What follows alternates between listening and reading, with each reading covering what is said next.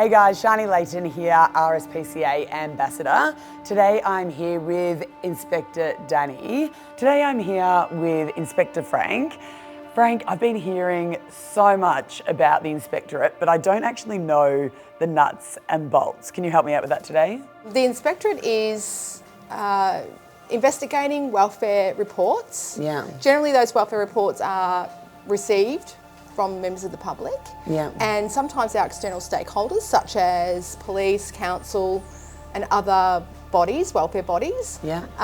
So we attend jobs in response to those reports and we conduct investigations. We cover all facets of animal cruelty, from your companion animals, say dogs, cats, birds, things like that, spanning right into livestock, so dealing with sheep, cattle, and our main thing as in the Inspectorate is then horses as well.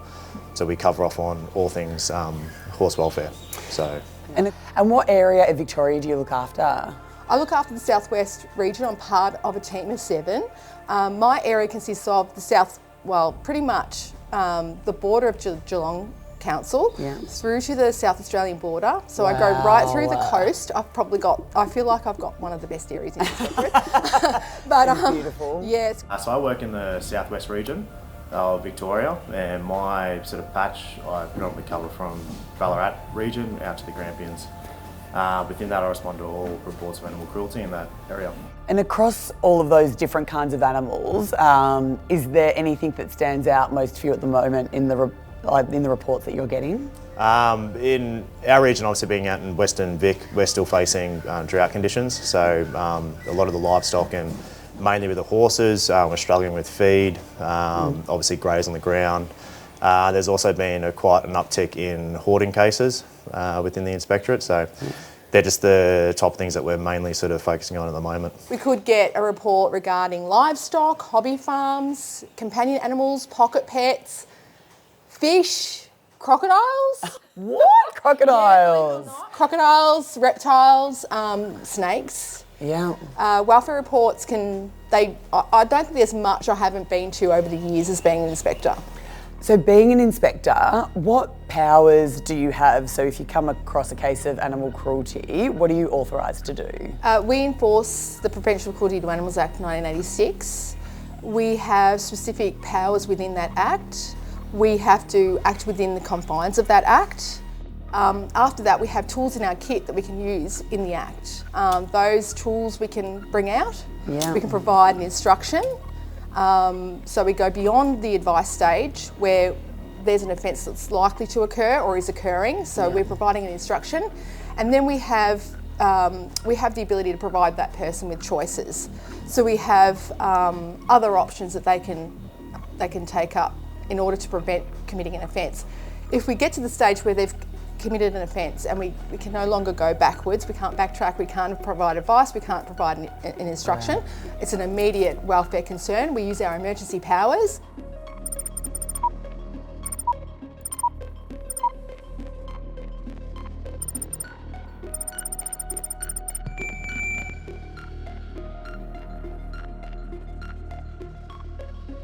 If someone calls, are you there straight away? Do you just take the animal off the property or out of the house? What are you allowed and not allowed to do? Yeah, we definitely have powers of seizure, but it definitely doesn't work out like that when it's run in and seize everything. Yeah. But yeah, seizure powers are definitely what we're authorised under. Under legislation, we can also issue warning letters, advisory letters, but a major part of our job is education. What are some of the misconceptions that you see as an inspector? I think one of the most common misconceptions is that we can go to a property and seize an animal straight away. There are certain thresholds that people have to meet in order for us to seize their animal, and everyone should be given that opportunity to comply. Okay, Frank, what is POCTA? POCTA is the act that we're authorised under. It's the Prevention of Cruelties to Animals Act, 1986, and that gives us our powers and what we can do. So POCTA was written in 1986. Long time ago. Do you think it's outdated? Yeah, definitely outdated. The Act, the Act focuses a lot around the physical well-being of animals, so food, water, shelter, but it really lacks in the emotional side of house with the emotional well-being of the animals. Yeah. For instance, tethering of dogs is a classic example for us. We can go out to a job for a tethering case. The dog's on a tether, but it has food, water, shelter. Yeah. We have to take the owner's word that that dog has been let off that tether, which for us it's impossible to do because we can't be there 24/7. We can't just sit there and watch the dog 24/7. We have other reports to go to, so it is really hard in that sense. Yeah, and then because it's meeting the legislation, that means that you can't seize the animal either? Yeah, it's correct, yeah. Yeah. So it's meeting those minimum requirements of food, water, shelter. We can give advice, but that's the end of it. We have to walk away. So there's nothing in the Act that says there's nothing wrong. Yeah. Do you have an example of when you had a really good outcome under the legislation? It was a dog that was in light body condition. So the two dogs that were in light body condition, they probably needed a little bit more food, some worming. So whilst I was at the property, I spoke to the owner, provided them advice, gave them some worming and some flea treatment, helped them with some food advice, gave them a little bag of food as extending the olive branch. Said, I'll be back in a couple of weeks to recheck and see how you're going. And as I went back to that property, one of the dogs was in really, really good body condition, so it increased body condition. The other dog was actually very, very thin and it was emaciated. When I approached the owner about that, he got very, very irate. He told me to get off his property. I left for my safety.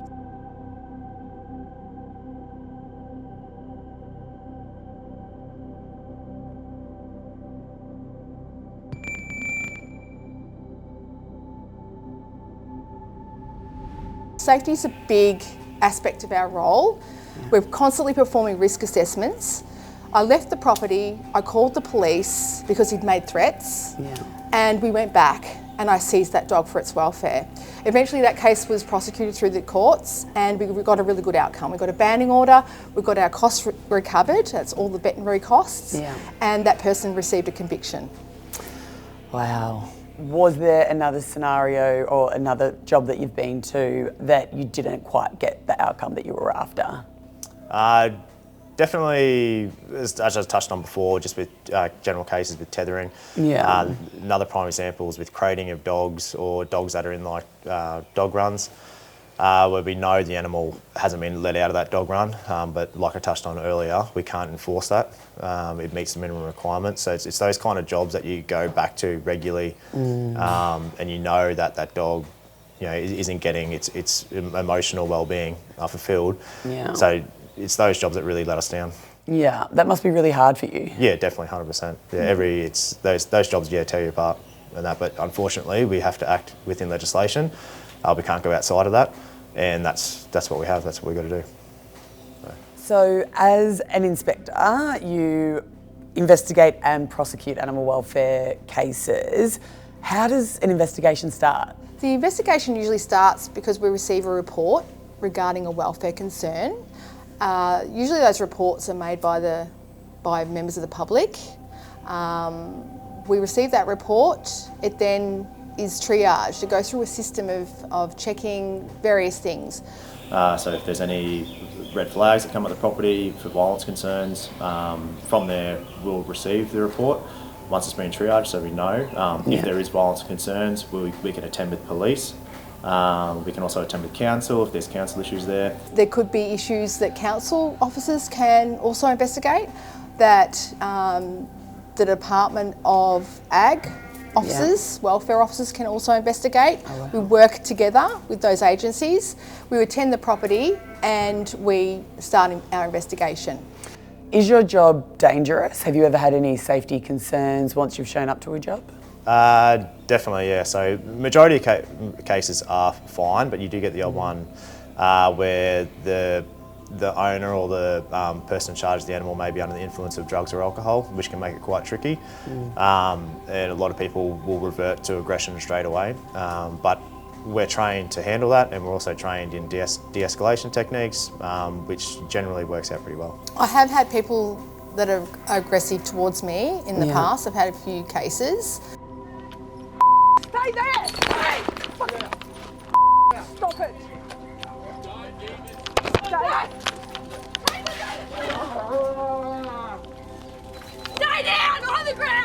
you knock on their door, you're not what they're expecting to see. Yeah. They are surprised to see you. Yeah. And a lot of the time it's about developing a rapport.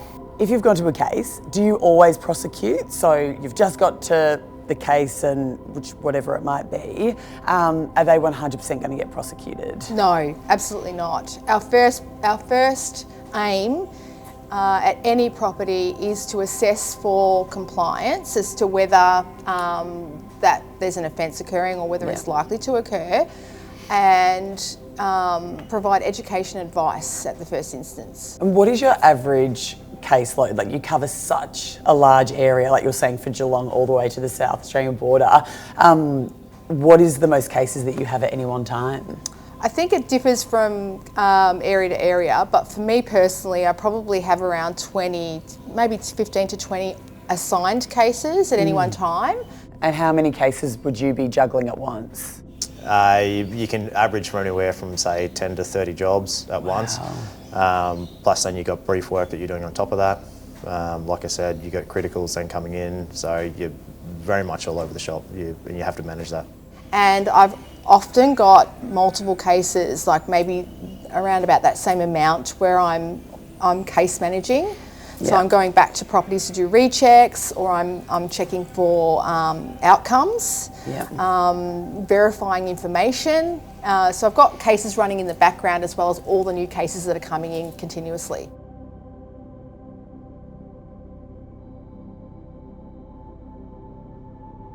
So currently, on average, is about 10,000 reports for the state that we cover off on. That's a lot to have at one time. How do you prioritise them?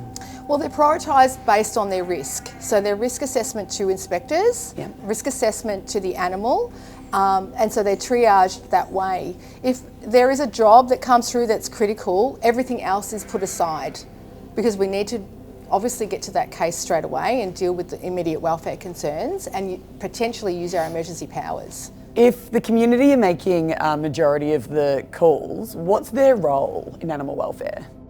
Their role is to help us by providing accurate information, accurate and first-hand information ideally. In order to investigate cases and in order to gather evidence, we need that evidence to be very reliable.